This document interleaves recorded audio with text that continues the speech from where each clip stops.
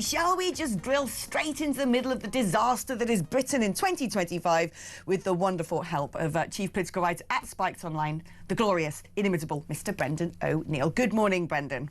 Hi, Alex. How you doing? That is a loaded question this morning. I am alive. I am somehow here, and so that I will take as a win.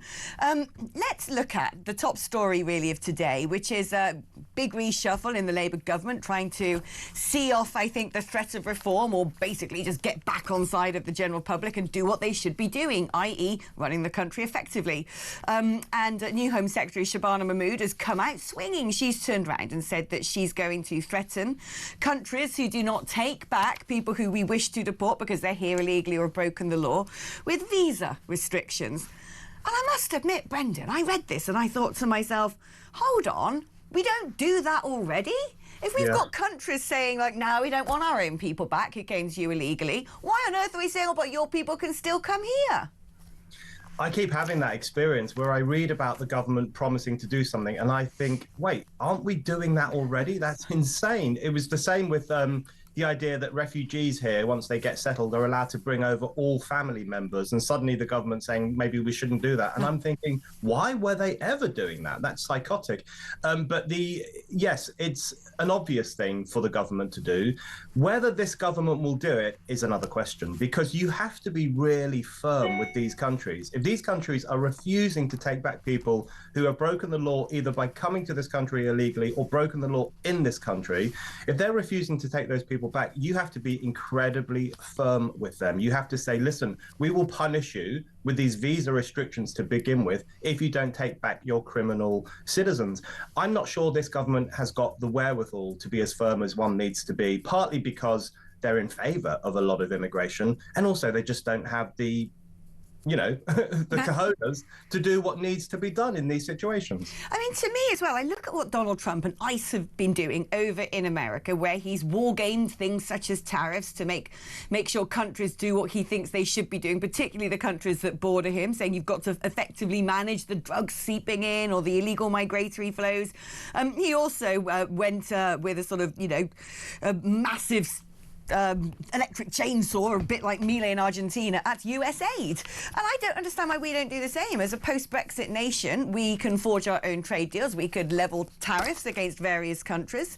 But also, when you look at the amount of money, the three countries which are highlighted in the announcement about Shabana wanting to place visa curbs on those who aren't playing ball, the named countries are India, Nigeria and Pakistan. Now, I got wonderful Ted and Alicia to look this up for me this morning. When you look at how much money we're giving to these countries in aid, you just say take your people back or there are no more charity checks.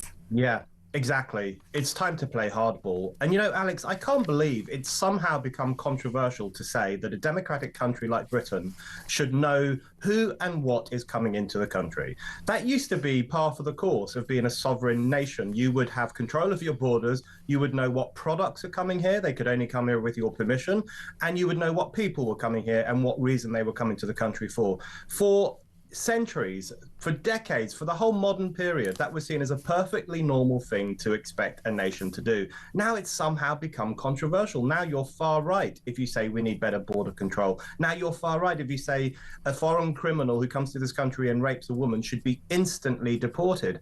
Those were once seen as entirely moderate, normal opinions, and now they're seen as extreme. So this government has been part of that process of calling people far right, for calling for these ordinary measures to be enforced. So whether it can do it is, again, it's a huge question mark. The latest of madness, because everything seems to be madness at the moment, that I've spotted today, is the head of the African Union are now calling for reparations from Britain for historic crimes. Here we go again. And I thought to myself, this again, when Britain abolished the slave trade and fought the rest of the world to try and abolish it, it cost us 40% of our annual budget. It cost over 1,000 lives at sea. We emancipated 800,000 people, and we only paid off that debt in 2015. So you and I have essentially been paying for the abolition of slavery until 10 years ago. And then you look at the amount of foreign aid we're giving to African countries anyway, most of it which ends up buying private jets and Range Rovers. yachts and luxury trips to Dubai and things like that. And you think, what the cheek of you calling for reparations? We have done everything we can to support you. We try and prop up your economy. We've tried to show you how to manage ourselves. It turns out you're just pretty rubbish at running countries. You know, I'm so sick of this politics of self-pity, this politics of grievance, where people are constantly replaying history and saying, well, you persecuted my ancestors 250 years ago, and therefore you should give me money now. It's pathetic. It's ridiculous. I might as well ask for reparations for what the British did in Ireland, 500 years ago, which impacted on my ancestors in the extreme west of Ireland. But I'm not going to do that, because I'm a grown-up and I recognize that I need to take responsibility for my own life. And, the fact of the matter is that no one in modern-day Britain is involved in that kind of slave trade. No one in modern-day Africa is being enslaved by a British person. That's the starting point of where we need to be.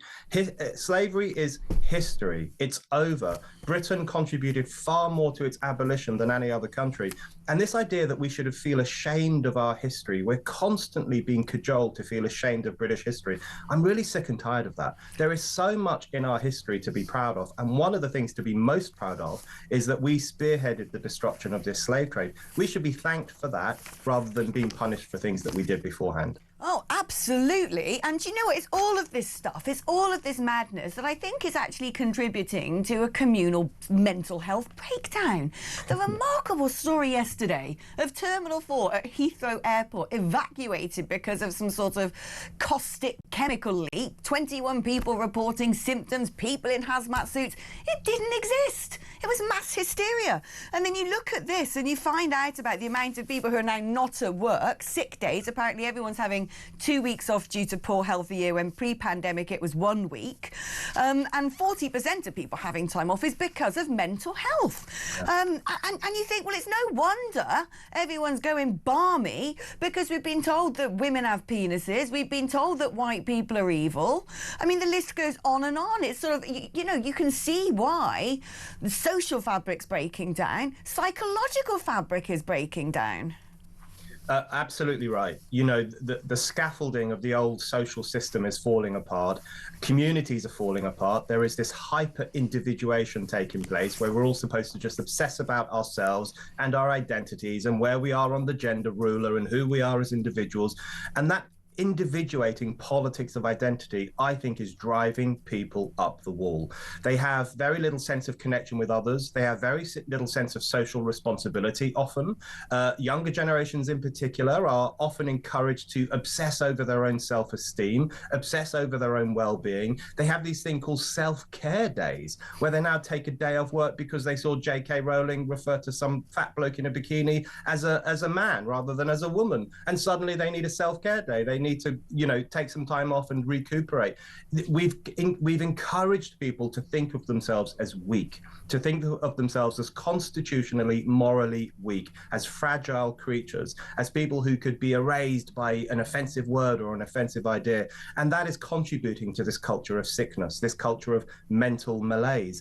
So we've brought this on ourselves, and fixing it is going to be a tough task, but we need to do it. Oh, we do need to. I mean, ironically, some bosses have said, this shift towards hybrid working has helped reduce sick days. About a third of organisations with people working from home report a decline in absences because they're not working. They're sitting at home in their slankets watching telly. That's the point.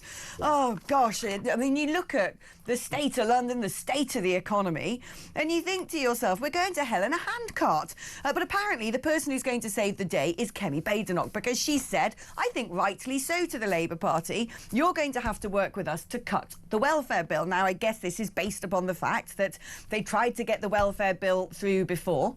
And actually, not long ago, the head of the IMF had praised the Labour government, saying, well, we won't need to give Britain a bailout because they're now going to do this welfare cut, which, of course, then didn't get through. And so I think the sort of flip side narrative of that is, if Labour cannot get cuts to welfare through Parliament, which they're going to need the votes of the Conservative Party and other parties to make that happen, I think we're going to get the giant charity cheque from Christine Lagarde. You know, I think Kemi Badenoch is right that this is a cross-party situation now because it's so serious what's going on with the welfare bill. And by the way, it's going to get worse. However much they chip away at it by, cutting this and that here and there and saving a few million quid wherever they can, it's going to get worse because we know that many of the millions of migrants who've come here over the past 7 or 8 years will shortly get indefinite leave to stay. That means that they will have access to all benefits in this country, not just to the NHS and GP services, but to housing benefit and unemployment benefit and other perks that were normally considered to be for British-born citizens or naturalised citizens.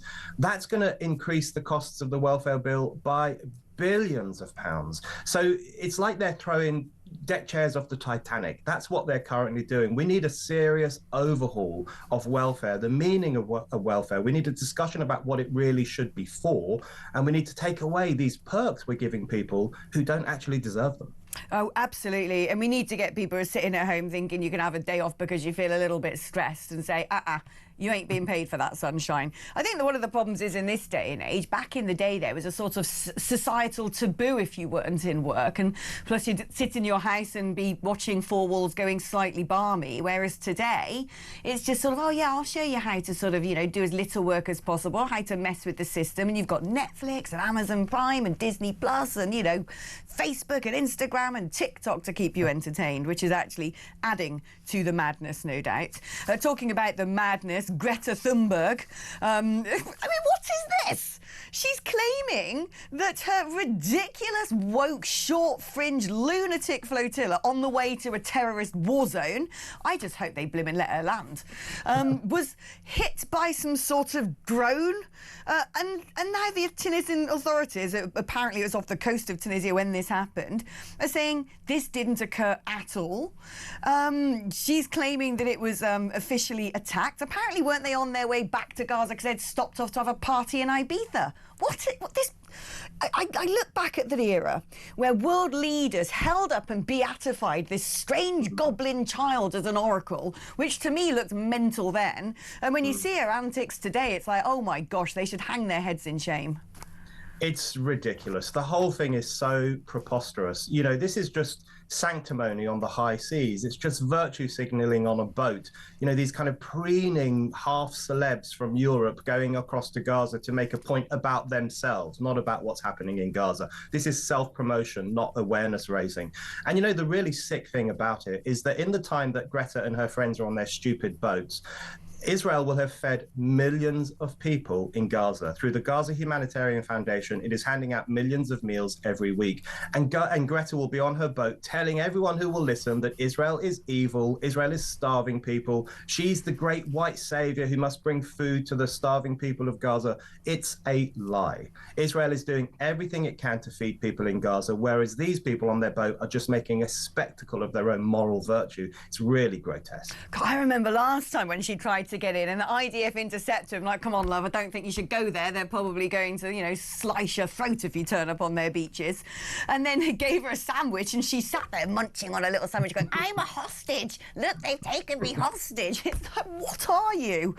Finally, there's a big announcement coming from the Labour Party, which is that Emily Thornberry is going to be standing in the competition to be deputy leader. I can't think of anybody that I dislike more right now. What are your thoughts on her? What a disaster that would be. I'm sorry, but Emily Thornberry is just the biggest snob in British politics, yes, as far as I can tell. We all remember when she sneered at White Van Man, who had his flag flying out his front room window. We all remember that she went around dressed up as the EU flag because she was so depressed that the working classes of this country dare to vote to leave the European Union. She looks down her nose at ordinary people. She looks down her nose at flag wavers. She thinks people who voted leave have ruined this country. That's the last person Labour needs. If Labour really does want to reconnect with the working classes, and I'm not convinced it does or it can, it certainly won't be able to do it if she's got a leadership role. So no, absolutely, that would be terrible for Labour. It would be great, however, for reform.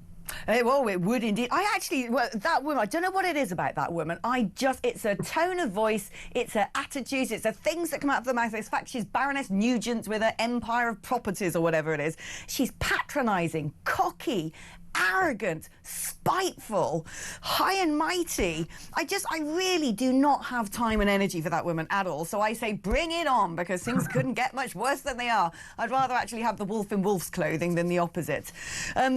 Brilliant catching up with you, Brendan. You make me feel a little bit more sane, knowing that there's at least two of us in this world that looks at the insanity and goes, we're not going to take part in this. It gives me some form of reassurance. So thank you for joining me today.